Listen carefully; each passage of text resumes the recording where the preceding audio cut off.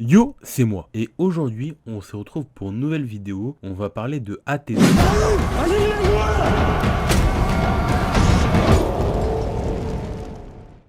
Alors, Athéna, ça va nous raconter quoi? Athéna, ça va nous raconter le meurtre du petit frère d'Abdel et de Karim, qui va mourir à cause d'une bavure policière. Ce qui va lancer une guerre entre Karim, qui lui dirige un peu toute la cité d'Athéna, puis la police. Alors, à la base des bases, Athéna, c'est un film dont j'en avais rien à faire, puis j'en avais même pas entendu parler en fait. Puis du jour au lendemain, j'ai commencé à avoir 1 milliard de vidéos TikTok, et vraiment, à chaque fois que je vous parle de films, de séries ou je sais pas, l'origine et TikTok c'est abusé, mais vraiment, là, à chaque fois que je swipais, c'était une vidéo sur Athéna. Du coup, à fois, j'étais là en mode bon, il y a tout le monde qui en parle, faut peut-être que j'aille voir le film pour voir est-ce que ça vaut le coup. Et du coup, on se retrouve à en parler aujourd'hui. Alors, en vrai de vrai, s'il y a un point qui est très bien maîtrisé dans le film, c'est tout ce qui est plan séquence puis beauté de l'image. Par exemple, au tout début du film, on aura un énorme plan séquence maîtrisé de bout en bout avec une imagerie folle où on va suivre la caméra qui va débuter lors du discours de Abdel suite au meurtre de son petit frère. Et après, elle va suivre Karim, son autre petit frère, tout le long du trajet jusqu'à la cité d'Athéna. Et c'est un plan séquence qui est fou. En plus de ça, c'est pas comme s'il y en avait qu'un seul juste pour nous introduire le film. Pendant tout le film, il y en a beaucoup trop. Et c'est trop plaisant à regarder. Puis, en vrai de vrai, ça fait du bien de voir des cinéastes français nous montrer que eux aussi, ils savent maîtriser la technique de bout en bout en nous proposant ce genre de choses. Et globalement, c'est quelque chose que je vous ai déjà répété beaucoup trop de fois en si peu de temps. Mais tout ce qui est technique est beaucoup trop bien fait. Mais après, il y a un problème, c'est que au niveau de l'histoire, c'est vraiment pas ouf. Déjà, pour commencer, avec tous les clichés sur la cité et tout. Bon, autant dans d'autres œuvres, on peut trouver ça abusé, comme dans Validé ou autre, mais là, vraiment, c'est le summum du cliché sur tout ça. Entre le rebeu qui travaille aux flics et tout, mais en fait, t'as ce même rebeu qui a un petit frère qui, lui, au contraire, est celui qui gère toute la cité. Bon, j'ai pas besoin de vous préciser que, comme par hasard, c'est globalement que des musulmans qui font ça. Hein. Et après, t'as un autre, mais sauf que lui, c'est un Français, qui lui est aussi musulman. Sauf que lui, en fait, il va faire péter un bâtiment complet. Et ben, franchement, lourd l'image qu'on donne. Mais en plus de ça, le pire, c'est que tout ce côté cité et tout, il est tellement exagéré qu'on n'y croit pas. Par exemple, on va avoir des fights entre les policiers et les mecs de la cité d'Athéna, mais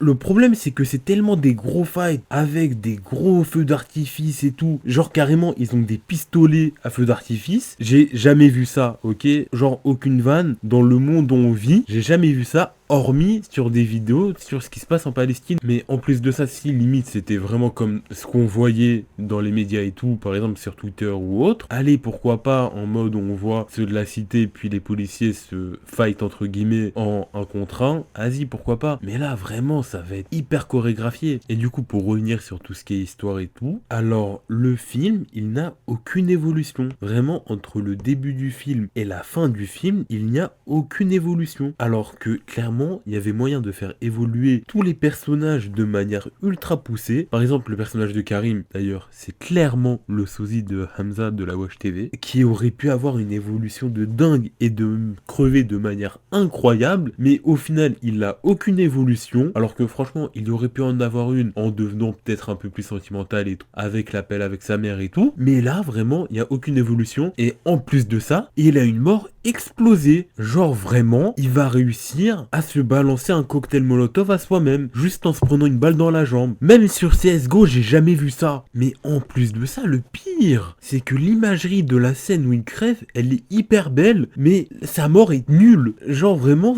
ça me fout trop le seum. Et du coup, vu qu'on parle de sa mort et que c'est un moment qui est censé nous faire sentir quelques émotions et tout, vraiment l'émotion, c'est un truc qui ne marche pas dans le film. À chaque fois qu'on va essayer de nous en faire sentir, on va pas en ressentir, on va pas y croire en fait. Pour moi, vraiment, le seul moment qui a un peu marché au niveau des émotions, c'est le moment où on se demande si Abdel, il va buter le flic qui est pris en otage. Parce qu'on est là en mode bon, il va le buter, il va pas le buter. Et en plus de ça, les plans sont vraiment bien choisis. Mais sinon, que ce soit les fights entre les policiers, les mecs de la cité, la mort de Karim, la mort d'Abdel, ou même pour l'autre flic qui est pris en otage, on ressent aucune compassion ou d'inquiétude pour lui. Et vraiment, les émotions, c'est pas un truc qu'il faut chercher dans ce film. Mais sinon, il y a un autre autre problème que j'ai avec le film, oui, j'ai pas mal de problèmes avec le film en fait, c'est que le film il va passer trop de temps sur des choses inutiles. Par exemple, j'en parlais précédemment, hein, mais le flic a été pris en otage. Déjà, il va être introduit beaucoup trop tôt, alors qu'au final, il aura pas une si grande importance que ça, parce que dans l'histoire, bon, il permet juste d'avoir un otage, et c'est tout en fait. Et après, on va aussi nous dire qu'il a 2 jumelles et tout, alors qu'on en a rien à foutre en fait. Par exemple, c'est pas comme si après il y avait un Abdel ou je sais pas qui allait jouer de ses jumelles ou autre, mais non, vraiment, c'est juste une info comme ça, juste parce que il avait de la peinture ou je sais pas sur les doigts. Mais par exemple, un personnage qui lui méritait vraiment beaucoup plus de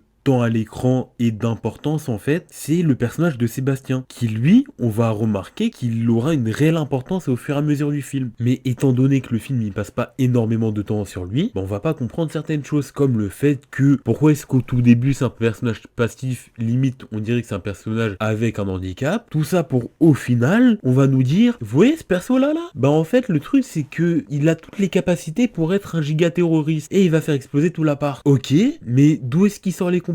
À quel moment? Car vraiment, il va devenir un terroriste d'une seconde à l'autre. Genre vraiment, il y a Abdel qui va le retrouver dans la crèche où il l'avait déposé avant et il va dire aide-les. Et d'un coup, pouf, ils vont faire exploser l'appart. Et du coup, il y a une chose sur laquelle j'aimerais revenir. Comment ça se fait il y ait tant de gens qui n'aient pas compris la fin? Parce que bon, je vais peut-être paraître condescendant ou autre, mais vraiment pour moi la fin elle me paraissait hyper compréhensive. On est là, on voit une vidéo où il y a les flics entre guillemets qui ont buté le petit frère de Carmine Abdel. Après, on est là, on les voit bouger en forêt, brûler des équipements. Puis après, on voit l'autre personnage de dos avec un tatouage. Mais vraiment, même sans le tatouage, rien qu'avec la scène où il brûle les tenues de policiers, on comprend qu'en fait, c'est des personnes d'extrême droite qui se sont fait passer pour des policiers. Du coup, expliquez-moi dans les commentaires à quel moment et pourquoi en fait vous n'avez pas compris cette scène finale, parce que moi, vraiment, pour moi, ça me paraissait vraiment logique. Du coup, soit c'est le film qui a mal fait son boulot de montrer ça à l'écran, ou soit c'est les personnes qui visionnent le film qui ne le visionnent pas correctement. Bon, et ben c'est la fin de la vidéo, n'hésitez pas à liker, commenter, partager, puis abonnez-vous pour de prochaines vidéos, et allez, ciao!